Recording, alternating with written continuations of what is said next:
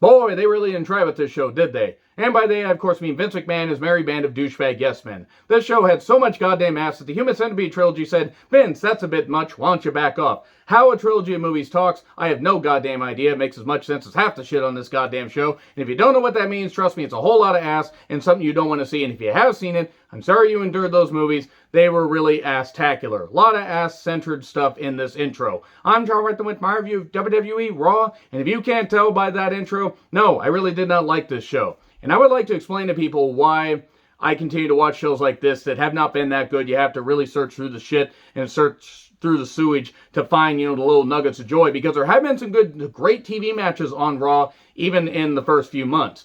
But the thing is, I love wrestling, whether it's great, whether it's shit, anything in between. It doesn't matter the company. I have shit on AEW, and I continue to invest in that. I continue to invest in the pay-per-views. And I will continue to invest in WWE. I've been a wrestling fan for 36 years and counting. I will continue to be a wrestling fan. But goddamn, this show was bad. It was so fucking bad. Why does Vince McMahon hate wrestling fans? You don't have to give wrestling fans what they want every single week or even every single month. But you have to give them a reason to continue to want to watch instead just out of habit. And that's really what they're down to now. They're down to the goddamn diehards. They're down to the diehards on SmackDown. SmackDown's taking a goddamn dip, but of course it's easier to watch because it's 2 hours. The 3-hour format has really killed Raw. Let me know your thoughts in the comments, by the way. I don't really care for the new Raw commentator. I know that he's starting, but General Adnan Virk, I don't know if he's cut out for this. Maybe he'll get better. I would say at least give this maybe till the end of the year, but I don't know if he's going to make it till WrestleMania. I mean, he's just kind of bland. He's not bad. He's clearly a fan, but he's just kind of there. But anyway, Drew's here, and he inserts his lengthy claymore in front of everybody and causes a massive explosion of excitement and wetness and everything. Wait, that was at WrestleMania, where everybody got moist in more ways than one. The word moist will always be dirty to me, and I don't know why. So he addresses how, Mason T-Bar attacked him last week. And that MVP obviously had a role in bringing them in. MVP comes out and says, we had nothing to do with it. Why would Lashley bring somebody in there to try to take you out? Except Drew then pointed out, well, Lashley just said, right before Mania, he would, basically anybody would be granted an opportunity if they took Drew out. So right there, poking holes in the logic. Drew, one of the few smart baby faces they have. And then Drew says, well, hey, we can talk about this. And then he comes down, starts to get out of the ring and everything. And then suddenly Mace and T-Bar, big guys, I don't know how the fuck they snuck up on anybody. And Drew's a big guy, too. You would think that he possesses the ability to look out of the corner of his eye, but apparently not. And they take him out and everything. And then they cut a promo backstage after doing this beatdown. And they talked about extinct animals like saber-tooth tigers and tyrannosauruses. Apparently, they are original Power Ranger fans. If you get that, you get that. I love Amy Jo Johnson as a Pink Ranger. And I love the Australian girl as a Pink Ranger. Moving on. That is what we're going to do to Drew. Okay, they're going to make him extinct like Sabretooth. And then it's going to be like Scream for Me. Wait, wrong Sabretooth. So, Drew wants Pierce to make a 2-on-1 match. And Pierce says, you must get a tag partner. And then he makes it a handicap match anyway. Because apparently everybody else is in catering. And it's like, no, we're good. We don't want to be there. Can we get Ali as part of this? No, why should we get Ali there? Let's not use Ali, one of the best wrestlers, that they have right there. One of the people that could be a great baby face for them and was, pretty much, torpedoed being in Retribution, leading the group that calls themselves Retribution, even though now Mason T-Bar are part of the group formerly known as the group that called themselves Retribution.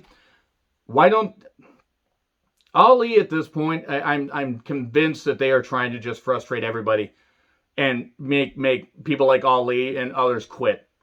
I don't understand why they don't invest. I know that he did have a knee injury. Maybe he's getting surgery, and I get that. But before that, they just weren't utilizing him. Anyway, the Viking Raiders versus Shelton and Cedric. So, Raw is now made from 40% recycled parts because we saw the same match last week. It wasn't that good then. Yeah, cool. The Viking Raiders are back. The Snore Raiders. That's kind of what I call them because they're big guys. They can do stuff, and I don't care. Cedric gets pinned again with the Viking Express, says Virk. Yeah, I don't think he's going to even last till the Royal Rumble at this rate. Orton is then backstage talking to, I believe, Kevin Patrick, the most Irish man in the history of Ireland. Get me Sarah Schreiber. Just on camera, I mean, because she has personality. Nothing against Kevin. he's not cut out for this either. They got a whole bunch of people. I miss Charlie. I know why she's gone, and she's killing it on ESPN, but I miss Charlie for obvious reasons.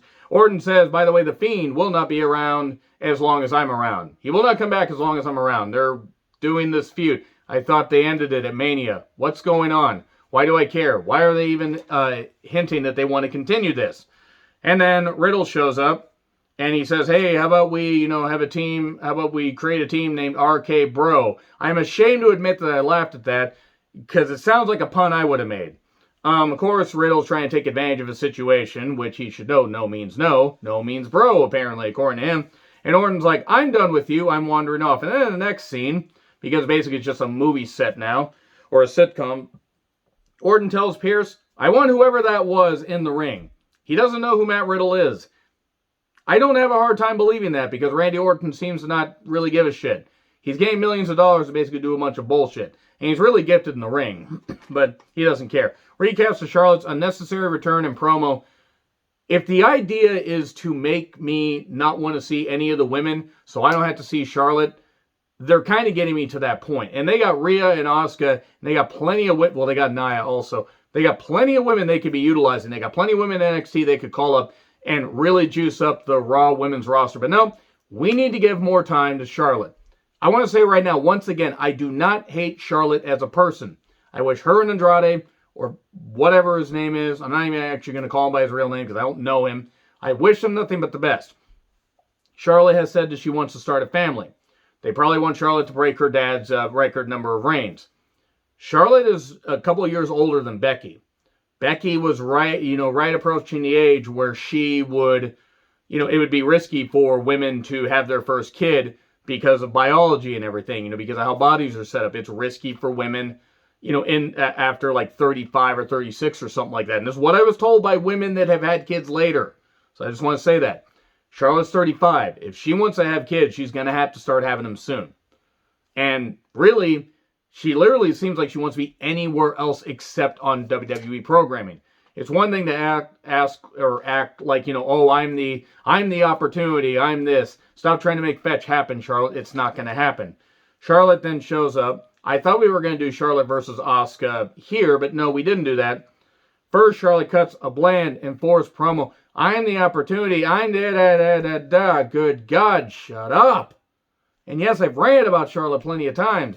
I want to say right now also, yes, I have said her, among others, have done a whole bunch of plastic surgery, and they got to stop having the women do that shit. They really do, because they got to stop having the wrestlers do that in general. To me, it is just creating this unreal image of like what an athlete looks like. Yes, you need to be TV ready, but it's also dangerous to do that kind of stuff, even with the advances in medical science. Charlotte seems to have had a lot of stuff corrected. She no longer has, the implants that made it difficult for her to do a goddamn moonsault, and it was unnecessary for them to give her those. Or that, get those, it'll be great, and you can't do a moonsault, and you're going to shatter your knees. No wonder she seemed uncomfortable and awkward in the ring. And this is for a lot of women. If they want to get that shit, that's fine. I'm just going to say that right now, but it seems like a lot of times they're uncomfortable with it. And I think that's a bad image to showcase, to, present for women. But anyway, she keeps interrupting Asuka. Rhea's out there, by the way. Rhea doesn't say shit. She keeps cutting off Asuka, says, I can't understand you. I can't understand what you're saying. This kind of stuff. I don't know what you're saying. Oh, yeah, okay.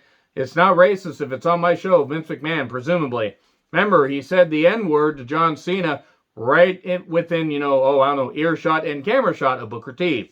So, I beat the streak. I ended your streak and all that. Yeah, Charlotte, remind us of all the bullshit that they had you do.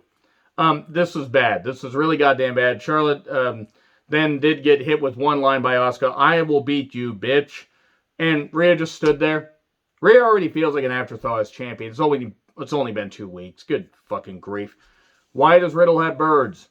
Why does he fly like a bird? He only wants to fly. God damn it. Nelly Furtado song's in my head again. So, they have replayed the Drew T-Bar Mace segment like 3 times by this point. Riddle versus Orton. Sleeper City, because Riddle kept trying to take advantage of Orton, and then we got an apron bump and announcer's table bump, and then we went to the break. I realized with Raw and SmackDown, but even with NXT, the breaks are really goddamn awkward. And I get it. They got to time this. They got to get the sponsors. They got to make the networks happy. They got to make all the sponsors and everybody. I get that. But goddamn, the ill-timed commercials. I don't know if these shows are taped or they're live. I mean, because they're in the Thunderdome, I have no goddamn idea. But it's ridiculous that they can't time this shit better. So the strikes were laid in. Riddle me this. He immediately needs to be reprimanded and suspended for that. Actually, I kid because I would have said the same goddamn thing. Superplex for 2. RKO countered into a crucifix pin, and Riddle gets the victory. Cool, whatever. Fine. Why'd Riddle win? Orton's going to be in that 3-way. Or Orton was in that 3-way, rather, and then Drew won. And it was like they were positioning Orton as a bit of a top contender. I mean, even though Orton lied, God damn it. Why did Riddle beat Orton? It's not that it hurts Orton. Orton's basically bulletproof. He doesn't give a shit, but why are they pushing Riddle? I don't care how good he is in the ring. It's fucking creep. Anyway, Sheamus is talking to Pierce, and Pierce says, hey, Sheamus, I want you to be a good champion, a fighting champion. Do John Cena's open challenge. Okay, I will. That was easy. So, Nia and Shayna versus Naomi and Lana. So, they have the match, such as it is, despite the fact that Lana is like a cow on ice, and moving Nia Jax around the ring is like trying to move a damp couch that was caught out in a thunderstorm. And I'm talking a Florida thunderstorm, where it made it like 3 times the size and probably smells just about as good. So, I don't like Nia Jax, in case you can't tell. So, Mandy and Dana then interrupt to show a video package to anger Nia, where she was slipping and everything. And remember, Mandy and Dana left. They just left the ring. They left an opportunity to get a tag title shot. Yeah, they omitted that. But Nia's upset. She leaves. Shayna gets double teamed, double face buster. 1, 2, 3.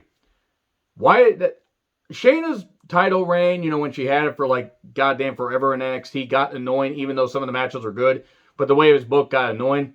But when she got to the Royal Rumble 2020, I was like, okay, all right, they're going to do right by Shayna. She didn't win the Rumble. Oh, she won the Elimination Chamber, and then Becky beat her, even though Becky wanted to lose to Shayna. And then Becky went off to be a mother. And Shayna's just been sliding down further and further and further.